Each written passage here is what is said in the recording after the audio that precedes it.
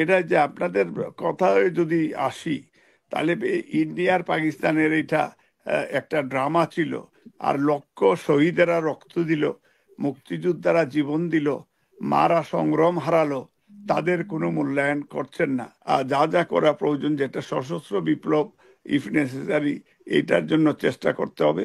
এবং এইটা ইন্ডিয়াকে খুশি করে ক্ষমতায় থাকা বা ক্ষমতায় আসা, আমি মনে করি যে এটা বিএনপি কোনো সময় চাইবে না এবং চাওয়া উচিত হবে। আমাদের বিরুদ্ধে বললেও আমি মনে করি যে এটা আমাদের জানার দরকার কোথায় কোথায় আমাদের মিস্টেক হচ্ছে বা এগুলি এগুলো প্রয়োজন আছে। তা আমি মনে করি যে প্রথম এর আগে একটা কথা জেনারেল উসমানী সম্পর্কে, যেটা আমরা মুক্তিযোদ্ধার সন্তান হিসাবে, মুক্তিযোদ্ধার সর্বাধিনায়ক জেনারেল এম এ জি উসমানী, আহ, উনি ব্যক্তিগতভাবে ওনার সাথে এই ইস্যুটা নিয়ে আফটার লিবারেশন, এটা ওনার সিলেটে উসমানী সাহেবের বাসভবনেও এই কথাগুলি, আহ, এটা অনেকেই জিজ্ঞেস করছিল যে আপনি কেন সখন থাকলেন না।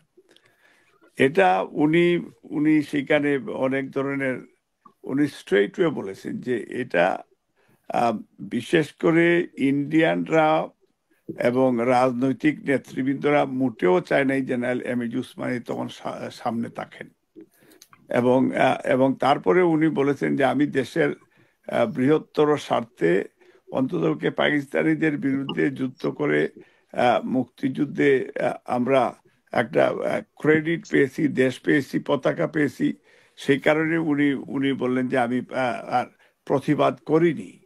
তো এই বিষয়টা কারণে এখনো এই যে বিষয়টা মুক্তিযুদ্ধের ইতিহাসকে বিকৃত করা হচ্ছে, যেটা ইন্ডিয়া এবং পাকিস্তানের যুদ্ধ বলা হচ্ছে, যেখানে এটা এটা আমরা আমাদের দেশপ্রেম তো আছে। তা আমরা দেখলাম যে তো গত বিজয়ের মাসে শেখ হাসিনা নিজেই ভারতের পতাকার শাড়ি পরে উনি অ্যাড্রেস করলেন ভারতকে, উনি প্রেস করলেন ভারতের যারা যুদ্ধে তারা নিহত হয়েছে। তা এখন তো আমি দেখলাম যে এটা যে আপনাদের কথায় যদি আসি, তাহলে ইন্ডিয়ার পাকিস্তানের এটা একটা ড্রামা ছিল। আর লক্ষ শহীদেরা রক্ত দিল, মুক্তিযোদ্ধারা জীবন দিল, মারা সংগ্রাম হারালো, তাদের কোনো মূল্যায়ন করছেন না। এবং ভারত এবং পাকিস্তানের যুদ্ধ হিসাবে বাংলাদেশের আওয়ামী লীগের নেতৃবৃন্দরা বা আওয়ামী লীগের শেখ হাসিনা উনি নিজেও ভারতকে ক্রেডিট দিলেন। তা আমি মনে করি যে এটা same for our nation, because এত বড় একটা অ্যাচিভমেন্ট আজকে ইন্ডিয়ার হাতে আমরা তুলে দিচ্ছি। এবং ইন্ডিয়ার যে আজকে 2 দিন পরে তো আমরা অবাক হব না যে যে ইন্ডিয়া যেহেতু ইন্ডিয়ার, যেটা আপনি রাইট বলছেন একটা জিনিস, যে আহ, ভারতের বিভিন্ন চ্যানেলে বা ভারতের আহ, আহ, আহ, ভারত ভারতের পক্ষ থেকে শেখ হাসিনাকে তারা মুখ্যমন্ত্রী বলছে, কিন্তু উনারা প্রতিবাদ করছেন না।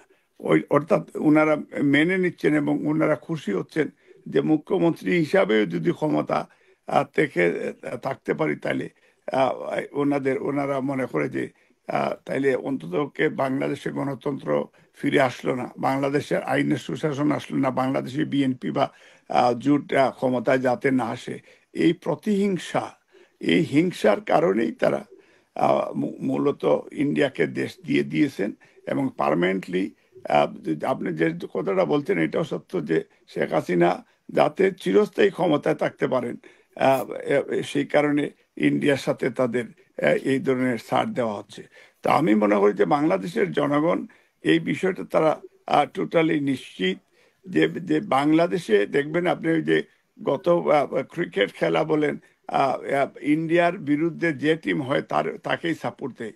অর্থাৎ বাংলাদেশের মানুষের ফিলিংসটা, তা আমরা সবাই এই যে ইন্ডিয়ার এগেনস্টে। এবং এই ওনারা পাপেট সরকার হিসাবে যেটা বলতেন আপনার যে আহ, ব্রিটিশরা বিভিন্ন স্টেটে বিভিন্ন দেশে তারা গভর্নর জেনারেল অথবা তাদের একজন একজন প্রতিনিধি পাঠায়।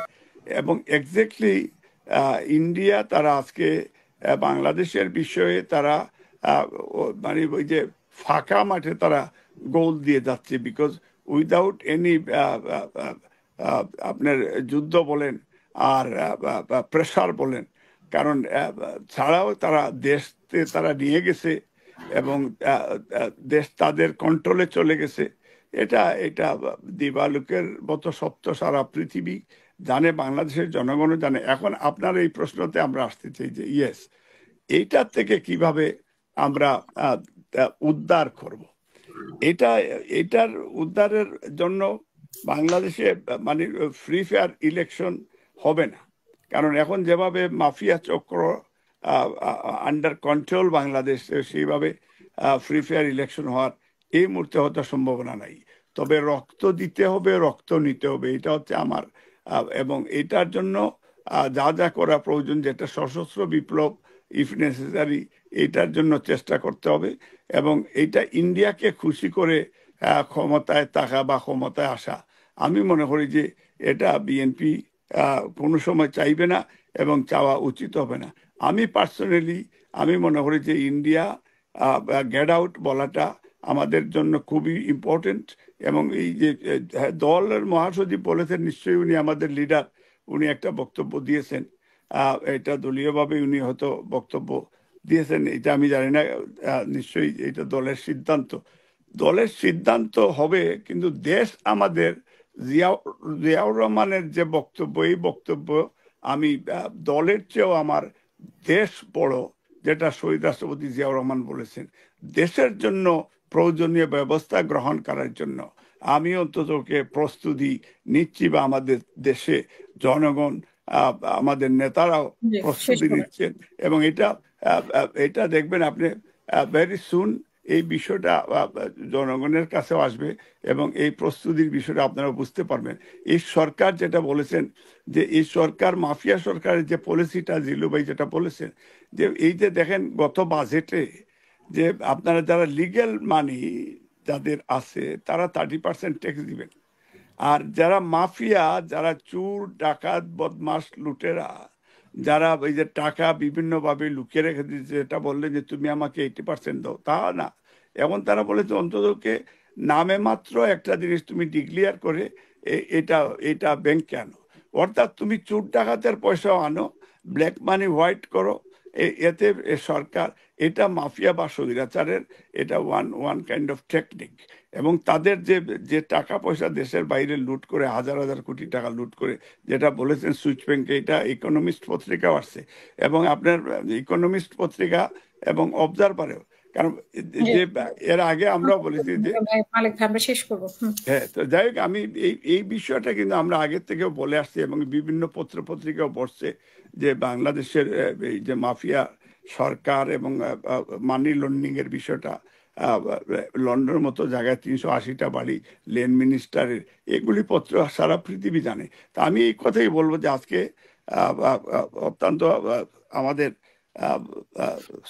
সরোয়ার ভাই বা আমাদের আমাদের আমার অত্যন্ত প্রিয় আমাদের প্রফেসর সাহেব যে ব্যারিস্টার জিল্লুর রহমান, ফরহাদ ভাই আর জিলুর ভাই, দুইজন আলোচনা করেছেন। আমিও মনে করি যে আপনাদের মাধ্যমে বাংলাদেশের জনগণকে আমরা দেশের গণতন্ত্র, এবং আমি মনে করি যে আওয়ামী লীগ সরকার যদি পদত্যাগ করে, তাইলে আমি মনে করি যে বিনা রক্তে বাংলাদেশের গণতন্ত্র ফিরে আসবে, না হলে রক্তপাত হবে। ধন্যবাদ।